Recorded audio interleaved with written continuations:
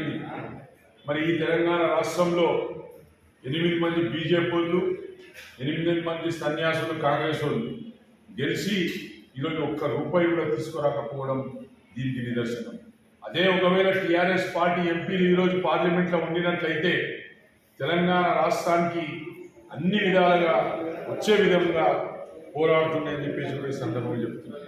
నరేంద్ర మోడీ గారు గుర్తుపెట్టుకున్నారు, తెలంగాణ విభజన చట్టంలో మరి తెలంగాణకు కూడా స్పెషల్ ప్యాకేజ్ ఉండే, అదేవిధంగా ట్రైబల్ యూనివర్సిటీ ఉండే, ఉక్కు ఫ్యాక్టరీ ఉండే, రైల్వే కోచ్ ఉండే, ఐటీఐఆర్ ప్రాజెక్టులు ఉండే. మరి కేవలం చంద్రబాబు గిచ్చుకుంటూ మరి ఇటు తెలంగాణ గీయకపోవడం చాలా నీచమైన చర్య. కాబట్టి తెలంగాణ ప్రజలందరూ కూడా ఆలోచన చేసుకున్నారు. మన రాష్ట్రం మన పార్టీ అధికారంలో ఉంటేనే తెలంగాణ సుభిక్షంగా ఉంటుందని చెప్పేసి కూడా తెలియజేసుకుంటూ మరొక్కసారి ఈ కార్యక్రమంలో పాల్గొంచుకున్న టీఆర్ఎస్ నాయకులకు, మండల పార్టీ అధ్యక్షులకు, పార్టీ అధ్యక్షులందరికీ కూడా నా తరఫున ధన్యవాదాలు తెలుపుతూ కేటీఆర్ గారికి జన్మదిన. బీజేపీ వాళ్ళు ఇప్పుడు మోసం చేస్తారు. బీజేపీని నమ్మి గత ఎన్నికల్లో 4 గెలిపిస్తే మరి ఆసారి ఒక్క రూపాయి కూడా తీసుకొని రాలేదు. మరి ఇప్పుడు కూడా 8 మందిని గెలిపించినా కానీ కూడా తెలంగాణ ఊసు లేదు బడ్జెట్లో. అంటే ఎంత నీచమైన చర్య ఈ బీజేపీలు. వెంటనే బీజేపీ ఎంపీలు వెంటనే రాజీనామా చేయాలి. కిషన్ రెడ్డి రాజీనామా చేయాలి, బండి సంజయ్ రాజీనామా చేయాలి. తెలంగాణపై వీళ్ళకు ప్రేమ లేదు. మీకు తెలుసు, గతంలో తెలంగాణకు వ్యతిరేకంగా మాట్లాడిన నరేంద్ర మోడీ ఈరోజు ప్రధానమంత్రి ఉన్నాడు కాబట్టి తెలంగాణకు ఒక్క నయా పైసా కూడా ఇయ్యాడు. కాబట్టి అందరూ కూడా ప్రజలు కూడా ఆలోచన చేసుకోండి.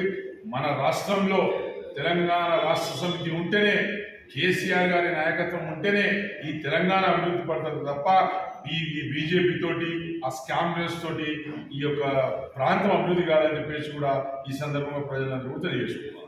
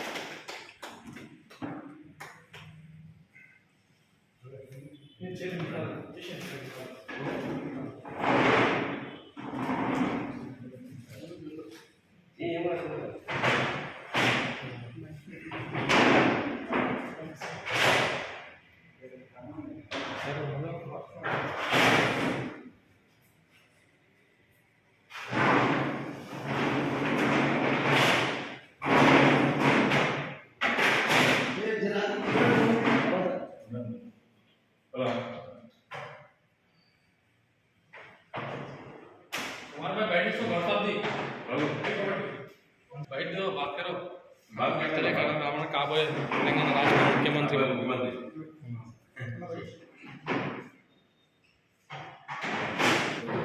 మన తాండూరు కాన్స్టిట్యూన్సీ ప్రజలకు ప్రతి ఒక్కరికి పేరు పేరున హృదయపూర్వక నమస్కారాలు తెలియజేసుకుంటున్నాం. కాబోయే రోజుల్లో మన కేటీఆర్ గారి ఇంకా మేమందరం తెలియజేసుకుంటున్నాం. జై తెలంగాణ, జై కేసీఆర్, జై కేటీఆర్.